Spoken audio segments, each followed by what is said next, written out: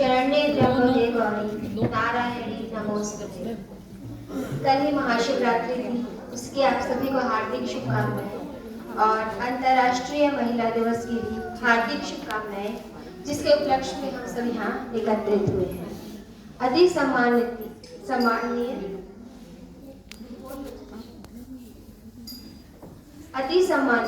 पूज्य अमृता दीदी जी एवं यहाँ उपस्थित मेरी सभी आदर के योग्य सम्मानित बहनें एवं बंधु, प्यारे बच्चों, आज हम यहाँ एकत्रित हुए हैं एक उत्सव को मनाने के लिए जो विशेषतः महिलाओं के लिए है। नारी शक्ति का प्रतीक अंतर्राष्ट्रीय महिला दिवस। लेकिन मैं ये मानती हूँ कि हम एक ऐसी सभ्यता से आते हैं, एक ऐसी संस्कृति से आते हैं कि हमें किसी दिवस की आवश्यकता नहीं। प्रत्येक दिवस हमारा है, प्रत्येक क्षण हमारा है। मुझे कहा गया है कि महिला का परिवार में क्या योगदान है, परिवार में महिला क्या भूमिका निभा सकती है। मैं इस विषय पे अपने कुछ शब्द आपके साथ साझा करूं। परिवार हमारे समाज का वह एक मूल अंग है जो सबसे ज्यादा महत्वपूर्ण है। यदि हम माने तो परिवार समाज की सबसे छोटी इकाई है।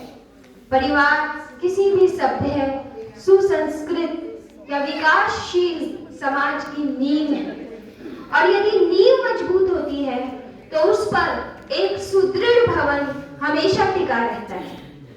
और इस परिवार की धुरी नारी है, महिला है, स्त्री है।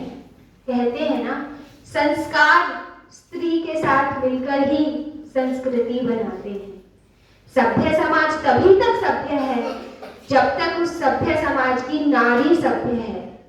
ये बात कोई माने या ना माने, जब भी समाज में कुछ गलत बातें फैलती हैं, उसका सीधा सीधा असर महिलाओं पर पड़ता है। अच्छा बुरा किसी भी प्रकार का कोई भी परिवर्तन आता है, सबसे ज्यादा प्रभावित महिलाएं होती हैं। इसीलिए हम ये मानते हैं कि महिलाओं का समाज में और परिवार में बहुत योगदान है, क्योंकि परिवार से ही एक समाज सुरक्षित बनता है। इसीलिए परिवार की सारी जिम्मेवारी महिला के ऊपर होती है और एक महिला अनेकों रूपों में अपनी भूमिका को निभाती है। जब वो बेटी होती है तो स्वभावतः पारंगत रूप से वो अपने माता पिता की सेवा करती है, देखभाल करती है, प्यार करती है। जब वो बहन बनती है तो अपने भाई का सहारा बनती है। यदि बहन बड़ी है तो माँ स्वरूप हो जाती है, छोटी है तो वो पुत्री जैसा स्नेह देती है। लेकिन चाहे कोई स्थिति हो, कोई परिस्थिति हो, वो कभी अपने भाई को अकेला नहीं छोड़ती। स्त्री जब पत्नी के रूप में आती है तो वो अर्धांगिनी बनती है। अर्धांगिनी अर्थात आधे अंग की स्वामिनी। आधे अंग का कितना महत्वपूर्ण योगदान है एक शरीर को चलाने में।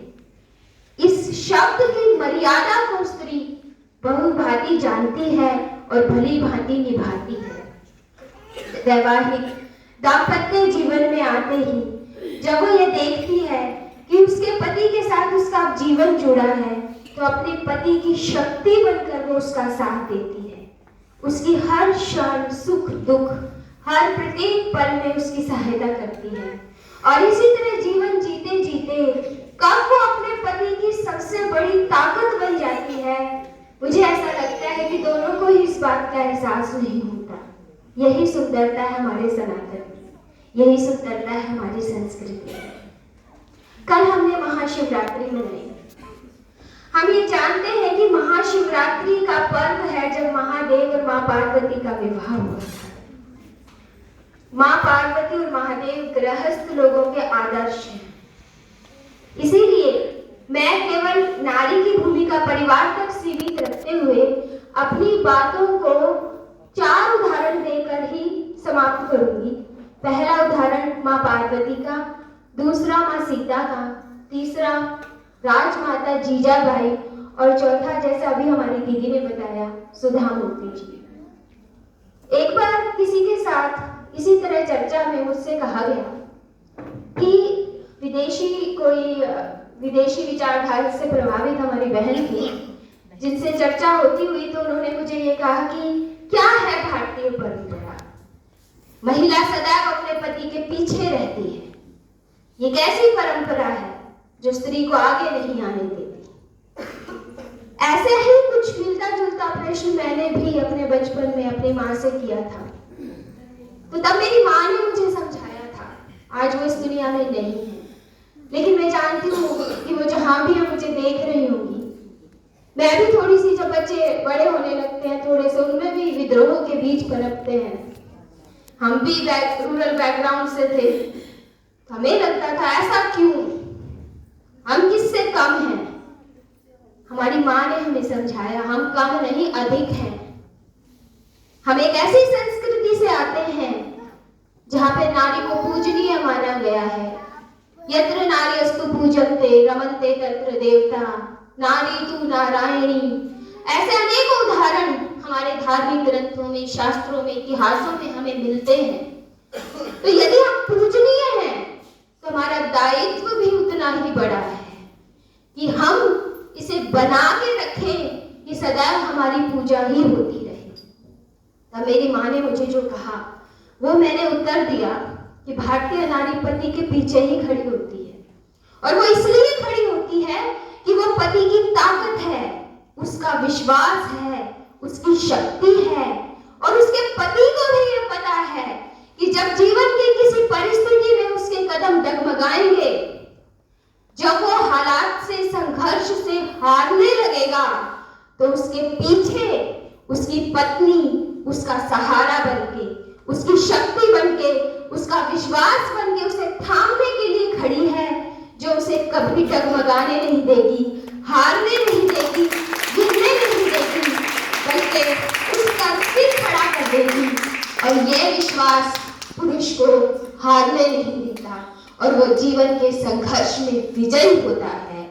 तो यह विश्वास लेकर कि मैं पीछे खड़ी होकर अपने परिवार को थाम के रखूंगी, इसे गिरने नहीं दूंगी, इसलिए मैं पीछे खड़ी हूँ, यह विश्वास केवल भारतीय नारी है, केवल भारतीय परिवेश ही हमें यह सिखाता है। माँ पार्वती का मैं उदाहरण देती हूँ। कल हमने शिवरात्रि मनाई। सुकन्याएं जो है वो योग्य वर के लिए महादेव की पूजा करती हैं कि महादेव जैसा वर मिल जाए उन्हें, जो हाँ हाँ हाँ हाँ बोलते रहते हैं, कभी माता को मना नहीं करते। अटूट प्रेम, निश्चल प्रेम, निष्काम प्रेम का प्रतीक माँ पार्वती और महादेव का वैवाहिक दाम्पत्य जीवन। लेकिन आप ये देखिए, एक दूसरे का आदर कितना करते हैं। अर्धनारीश्वर रूप में जब आते हैं प्रभु, तो यह सिखाते हैं कि स्त्री और पुरुष एक ही सिक्के के दो पहलू हैं, जो आपस में सदा जुड़े हैं। उनके अधिकार बराबर हैं, कर्तव्य बराबर है, मान सम्मान बराबर है, भेदभाव की कहीं कोई गुंजाइश नहीं। दूसरी बात माँ पार्वती में सिखाती हैं कि आपके पति का सम्मान और उसका आत्मसम्मान आपके साथ बना रहे, वो किस प्रकार। ईमानदारी रिश्ते में कितनी जरूरी है। एक राजा के घर में पली बड़ी राजकुमारी विवाह के पश्चात सब कुछ छोड़कर कैलाश पर जैसी भी परिस्थिति उन्हें मिली, उसी को उन्होंने स्वर्ग मान लिया। ऐसा जीवन यापन वो करती हैं, कोई शिकायत नहीं करती, कोई संदेह भी नहीं रखती अपने मन में, जो मिला उसी में खुश होकर वो अपने पारिवारिक दायित्वों को निभाती हैं और भली भांति निभाती हैं। महादेव का क्या है, वो तो जब देखो तपस्या में चले जाते हैं। जब महादेव तपस्या में लीन हो जाते हैं, तब अपनी संतान, कैलाश पर सारे जीव जंतु, शिवगण और पूरी सृष्टि के जीवन यापन निर्वहन का दायित्व माँ पार्वती स्वयं निभाती हैं, अन्नपूर्णा बनके, अकेली, बिना किसी अपेक्षा के। और यह दिखाता है कि भारतीय नारी माँ के रूप में कितनी सक्षम है। दूसरा उदाहरण मैं बात करूंगी माँ सीता की। सीता जी के विषय में हम सभी जानते हैं, बचपन से हमने रामायण पढ़ी है, रामचरितमानस पढ़ी है। एक राजा की राजकुमारी, एक चक्रवर्ती राजा की पुत्र वधू अपने पति के कठिन समय में वन गमन के समय उनके साथ जाने का निश्चय करती है और सारी सुख सुविधाओं को, राजसी ठाट बाट को ठोकर मार देती है। इतना कठोर निर्णय एक भारतीय नारी ही ले सकती है। और जब लंका विजय के पश्चात उन्हें पता है कि वो कितनी पवित्र हैं, तो भी उनके पति पर कोई लांछन ना लगे, उनके पति के मान सम्मान की रक्षा हो, इसलिए वो अग्नि परीक्षा देती है। और उसके पश्चात जब प्रभु श्री राम उन्हें वनवास देते हैं, हम श्री राम को मर्यादा पुरुषोत्तम कहते हैं। मैं ये मानती हूँ कि प्रभु श्री राम के मर्यादा पुरुषोत्तम बनने में माँ सीता का सबसे अधिक योगदान है। यदि माँ सीता उस वनवास को स्वीकार नहीं करती, यदि वो अपने अधिकार के लिए बोलती, यदि वो विद्रोह करती, तो क्या प्रभु श्री राम अपने राजधर्म का पालन कर पाते? क्या जो समाज में अपनी प्रजा में वो संदेश देना चाहते थे, क्या वो दे पाते? माँ सीता को पता था ये कार्य किस लिए किया जा रहा है, इसका ध्येय क्या है। इसीलिए गर्भावस्था के दौरान उन्होंने इस वनवास को सहर्ष स्वीकार किया। और केवल स्वीकार नहीं किया, उन्होंने जब पुत्रों को जन्म दिया तो उन्हें इस कर्तव्य का बोध था कि अयोध्या के राजकुमार हैं, आगे चलकर इन्हें प्रतापी राजा बनना है, तो इनका पालन पोषण उसी प्रकार से होना चाहिए, अपने सीमित संसाधनों में जो वन में उन्हें मिले थे, स्वयं कष्ट सहते हुए उन्होंने अपने पुत्रों को स्वावलंबी बनाया, स्वाभिमानी बनाया, निडर बनाया, निर्भीक बनाया और संस्कारवान बनाया और बिना किसी अपेक्षा के बनाया। उन्हें किसी ना पद की लालसा थी, ना किसी दया की, ना उपहार की।